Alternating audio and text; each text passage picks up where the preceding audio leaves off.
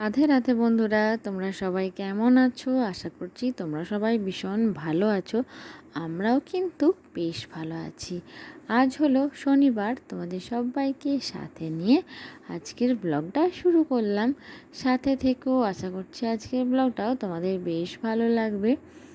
তো ভোর ভোর উঠে একদম চলে গিয়েছিলাম ছাদে। আর আজকে না অনেকদিন পর দেখলাম ঠিক ভোর 5টার আগেই কেমন যেন অনেকটা আলো ফুটে গেছে। আর ছাদে গিয়ে চারিদিকে পাখির কলরব, আর কি বলো তো, চারিদিকটা বেশ শান্ত স্নিগ্ধ পরিবেশ। আর সকালবেলায় না আমাদের পাশের বাড়ি একটা রাস্তা আছে, মানে আমাদের বাড়ির পাশ দিয়েই, মানে অনেকটা দূরেই বলতে পারো।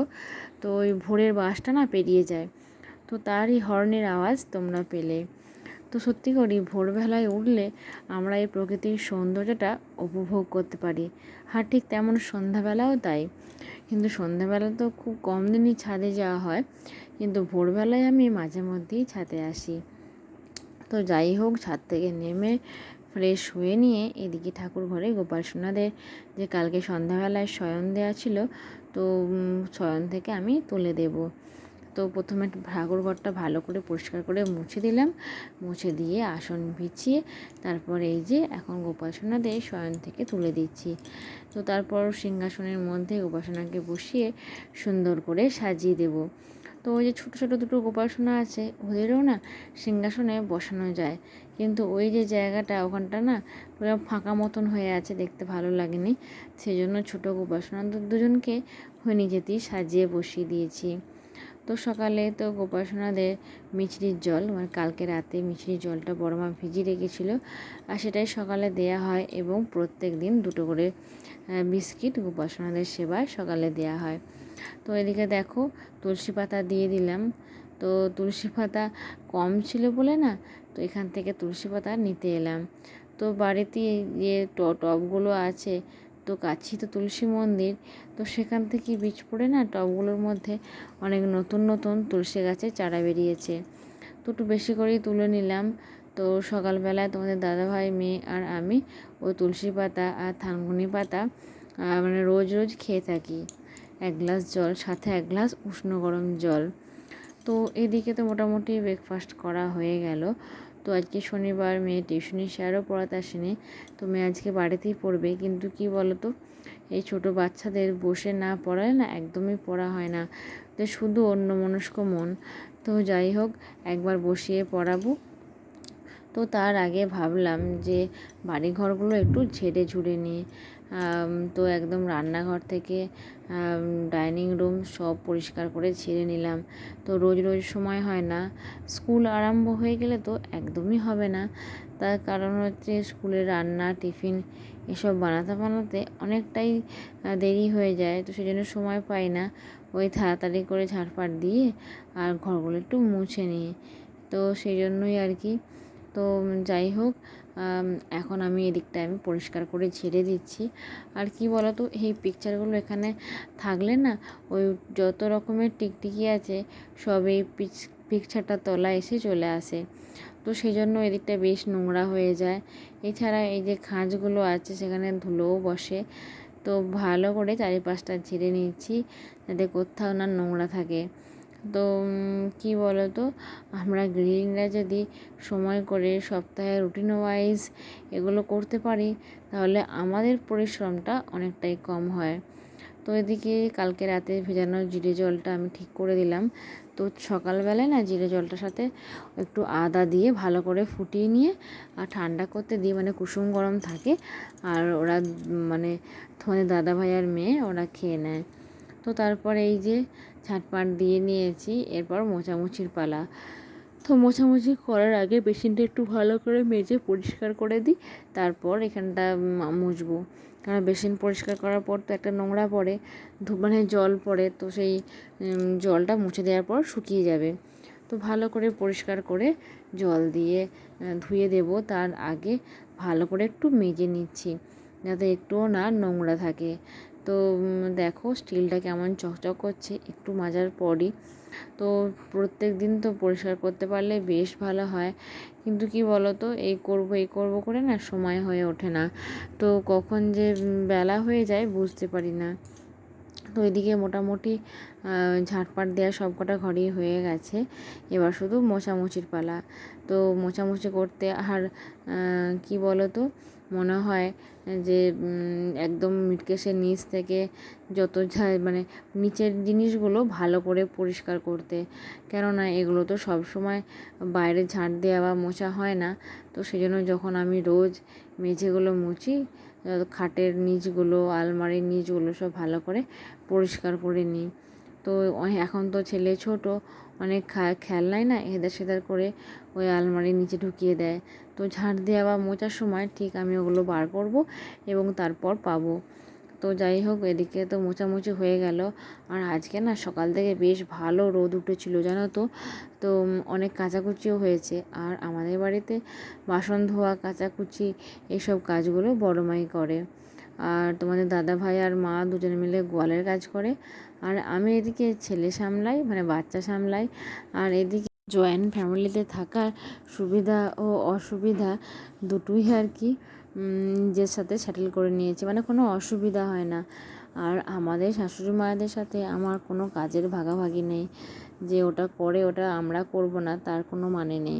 তো মাঝে মধ্যে আমার শাশুড়ি মাও কাচাকুচি করে। তো যাই হোক, মা এই ছাদে মিলতে চলে গেছে, আমি আর যাইনি।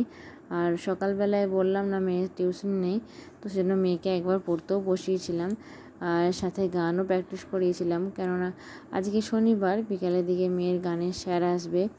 আর আমার মেয়ে তো গানের স্যারকে প্রচণ্ড ভয় খায়।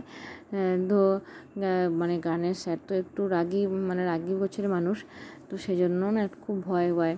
তো মেয়েকে একবার গানে বসাতেও হবে। এই যে সংসারে কাজকর্ম করতে করতে ছেলের খাবার একবার বসিয়েছি, কিন্তু চিলি সেদ্ধ হয়ে গেছে, ঠান্ডা করতে দিয়ে দিয়েছি। আর এদিকে মেয়েকে পড়তে বসিয়েছি, কতটা পড়া হলো সেটাও আমাকে লক্ষ্য রাখতে হবে।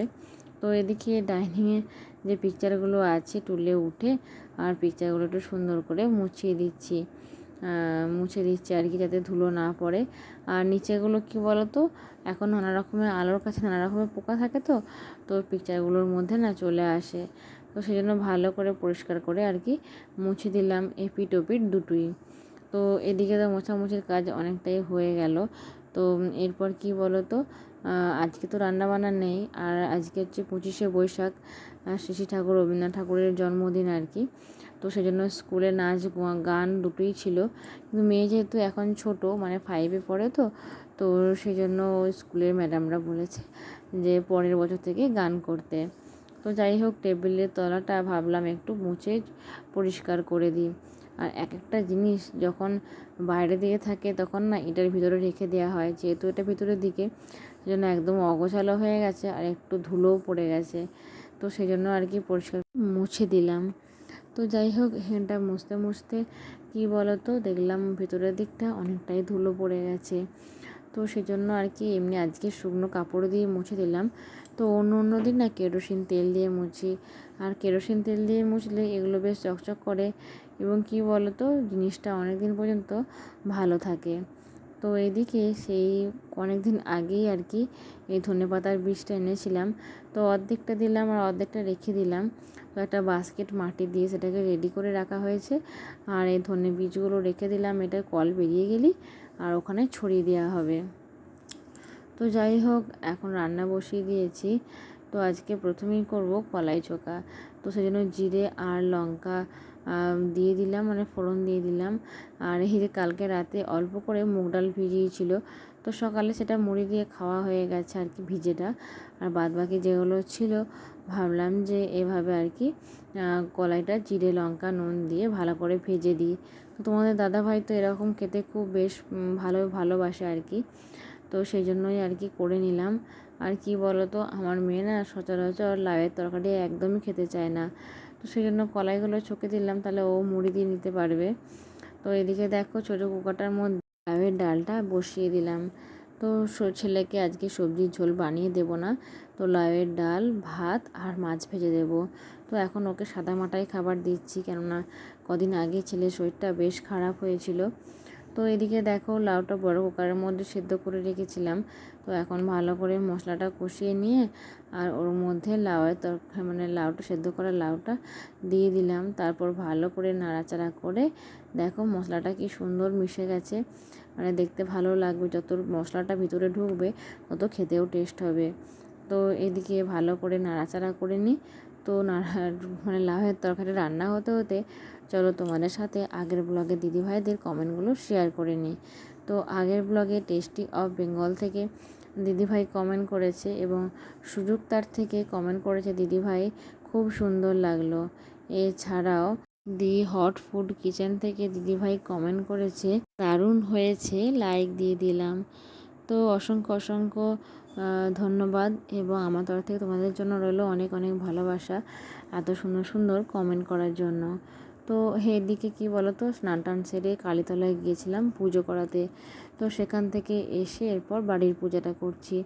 তো প্রত্যেক শনিবারই আমরা কালীতলায় পূজা করাতে যাই। তো হয় এক একদিন তোমাদের দাদাভাই বেশিরভাগ যায়, আর আমরা মানে তোমাদের দাদাভাইয়ের সময় না হলে তখন আমরা পুজো করিয়ে আনি। তো আজকেও গিয়েছিলাম পুজো করাতে। তো পুজো করিয়ে এসে বাড়িতে এদিকে গোপাল সোনার সেবার জন্য মিষ্টি ফল সব কেটে রেডি করে নিয়েছি। আর তারপর গোপাল সোনা দিয়ে সুন্দর করে স্নান দিয়ে দিলাম। তো ঠাকুর ঘরের কাজ মোটামুটি শেষ। আর এরপর দেখো তোমাদের দাদাভাই কালকে বাজার থেকে এই আমুলের দইটা এনেছিল। আর এই দইটা এত টেস্টি, আমার তো দারুণ লাগে। আর আমি তো দই খেতে এত ভালোবাসি যে মোটামুটি একটা বড় কৌটো দই আমি একাই খেয়ে নেব। তো যাই হোক, সবাই মিলে ভাগ করে খেলাম। তারপর গ্রসারিগুলো সুন্দর করে গুছিয়ে নিলাম। আর আজকের ব্লগটা এখানেই শেষ করলাম। রাধে রাধে।